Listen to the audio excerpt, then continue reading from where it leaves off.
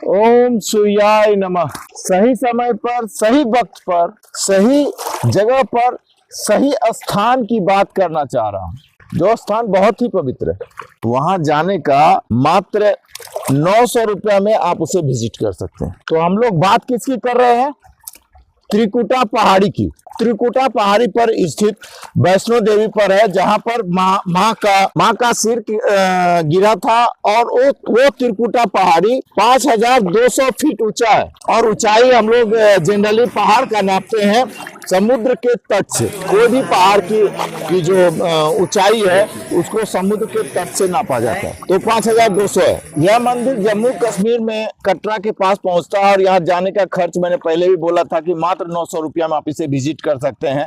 और विजिट करने के लिए आप इसको स्लीपर से जाइएगा तो आपको 1400 रुपया, एसी से जाइएगा तो 1800 रुपया, एसी 2 से जाइएगा तो 2800 से 32 रुपया लगेगा। यहाँ प्लेन से भी जाने की व्यवस्था है। तो कम से कम, क्योंकि हम एक मध्यम परिवार के लोग हैं, तो इसलिए हम सबसे कम से ही स्टार्ट करते हैं। गुफा में स्थित है और आज भी ये गुफा में ही है। मार्बल वगैरह लगा के इसको सुंदर बना दिया है गुफा को, लेकिन अभी भी वो गुफा में ही है। और गुफा में आपको 3 पिंडी मिलेगी, 3 स्थान मिलेगा जिसको हम पिंडी कहते हैं, जिसमें महाकाली, महालक्ष्मी और महासरस्वती के रूप में वो विराजमान है। उसी की पूजा होती है। उस गुफा की मान्यता है, भैरवनाथ एक अघोरी थे, उन्होंने उन्हीं की वध करने के लिए, उनकी हत्या करने के लिए माँ ने उसी गुफा में तपस्या की थी। और वहां से करीब उनका जो वध किया था, तो उसका सर कम से कम 3 किलोमीटर दूर गिरा था। वहीं पर भैरवनाथ का मंदिर है।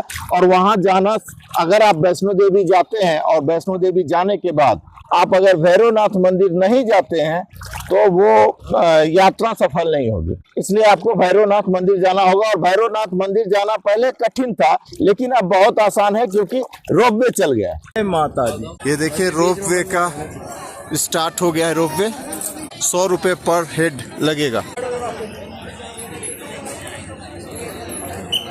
वैसे भैरवनाथ के लिए कड़ी चढ़ाई थी। कड़ी चढ़ाई होने के चलते भैरवनाथ के यहाँ जाना थोड़ा कठिन था, तो रोपवे हो गया। और रोपवे से आप आराम से भैरवनाथ जा सकते हैं। पुराणों में कभी कहीं 51 शक्तिपीठ, कहीं 52 शक्तिपीठ, कहीं 108 शक्तिपीठ की चर्चा की है, जिसमें से आपका देवी पुराण में 51 की चर्चा हुई है और देवी भागवत में 108 की चर्चा हुई है। चूड़ामणि में 52 की चर्चा हुई है। और ये जो 51, 52 और 108 है वो अभी भी विद्यमान है।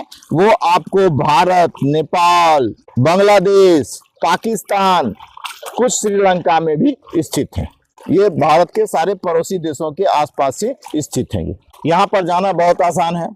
भारत के किसी भी कोने से वैष्णो तवी का आप ट्रेन ले लीजिएगा। और अगर कटरा का मिलता है तो और भी बढ़िया है, नहीं तो वैष्णो देवी तक जाइएगा। और कटरा वैष्णो देवी तवी से कटरा का भी ट्रेन बहुत ज्यादा है। जनरल टिकट आपका आराम से 900 रुपया में भारत के किसी भी कोने से हो जाएगा। और 60 रुपया वहां से लगेगा कटरा के लिए। कटरा स्टेशन जाइएगा तो 10-20 रुपया में आपको बस स्टैंड छोड़ देगा। कार्ड आपको लेना ही पड़ेगा। ये जो कार्ड आपको मिलेगा वो कार्ड आपको लेना पड़ेगा, बस स्टैंड पर ही लेना पड़ेगा। अगर कार्ड नहीं लिए तो दर्शन नहीं होगा। अगर कार्ड आपने छोड़ दिया, क्योंकि मेरे साथ हुआ था कि कार्ड मैंने लॉकर में ही छोड़ दिया, तो वो मानने के लिए तैयार नहीं थे। उन्होंने फिर हमको दोबारा भेजा और कार्ड लेके आए, तभी हमको दर्शन हुआ। और अब मैं माता वैष्णो देवी का चढ़ाई करने जा रहा हूँ। बस स्टैंड से मात्र 3 किलोमीटर के बाद ही चढ़ाई स्टार्ट हो जाती है। वहाँ भी टेम्पू लेता है 10-20 रुपया। हम तो पैदल ही गए थे। वहाँ पर आपकी जांच होती है, जो कि आप कोई तंबाकू वगैरह तो नहीं ले जा रहे हैं, बस वही स्कैन होता है आपका बैग और आपको जांचा जाता है। नशा की कोई भी चीज ले जाना बाधित है। 12 से 13 किलोमीटर चढ़ाई है। वहां पे आप जैसे ही आगे बढ़िएगा तो एक इसका निवास स्थान कहिए, आश्रम कहिए या विश्राम घर कहिए, वहां पर आप रुक भी सकते हैं। और वहां पर आपको थोड़ा बहुत नाश्ता मिलेगा आने और जाने दोनों वक्त। उसमें आपको कोई पैसा नहीं मिलेगा, लेकिन उसके बाद जहां भी आप रुकिएगा वहां पर आपको माँ वैष्णो देवी का कैंटीन मिलेगा। वहां 40-50 रुपया में बहुत अच्छा खाना मिल जाएगा और 10 रुपया में आपको चाय मिल जाएगी। ये हर जगह आपको 2-4 किलोमीटर पर आपको मिलता चला जाएगा।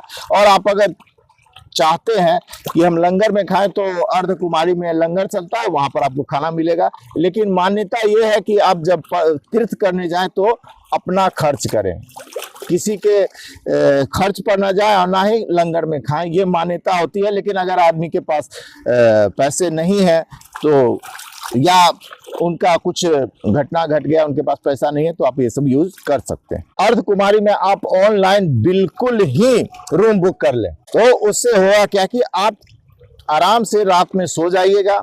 अर्धकुमारी में बहुत ज़्यादा भीड़ रहती है, वहाँ से करीब मिडिल हो जाता है।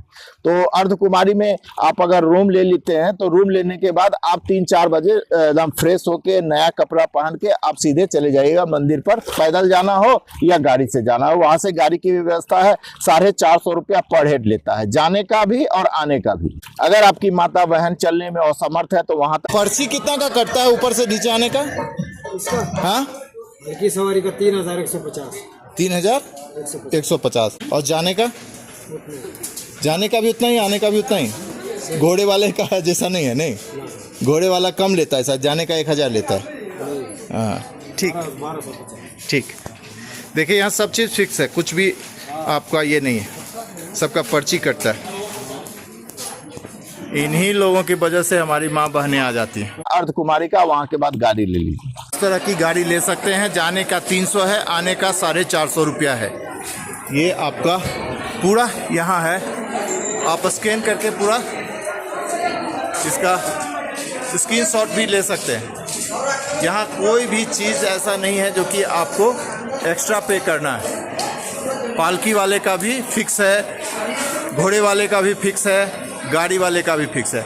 वैष्णो देवी में आप चाहें तो बाहर भी प्रसाद ले सकते हैं और वैष्णो देवी बोर्ड में भी प्रसाद की व्यवस्था है, वहाँ भी आप प्रसाद ले सकते हैं। और वहाँ से आपको जब तक आप भैरव बाबा के यहाँ नहीं जाइएगा तब तक आपका ये यात्रा ही सफल नहीं होगी। इसलिए आपको वहाँ से 100 रुपया देकर रोड से आप जाइएगा और आइएगा। एक ही टिकट में जाना और आना है, वो 100 रुपया लगेगा। आप पैदल चाहते हैं तो पैदल भी जा सकते हैं, वहाँ से 4 किलोमीटर पड़ता है, लेकिन खड़ी चढ़ाई। रुकने के लिए आप ऊपर भी रुक सकते हैं, जहाँ आराम है वहाँ भी रुक सकते हैं, अर्धकुमारी में भी रुक सकते हैं, और जम्मू कश्मीर में भी इसका है, वहाँ भी आप रुक सकते हैं। वहाँ मैं अपने वाइफ के साथ करीब 6-7 साल पहले ही रुका था। ये यात्रा आप जरूर करें, बहुत पवित्र यात्रा है, बहुत सुंदर यात्रा है। और यह एक ऐसा पहाड़ है जो कि बहुत शांतिपूर्ण है। वहाँ किसी जनरल आदमी का घर नहीं है, हम जैसे पब्लिकों का घर नहीं है, बिल्कुल निर्जीव है। दिसंबर लास्ट या जनवरी 1 में जाते हैं,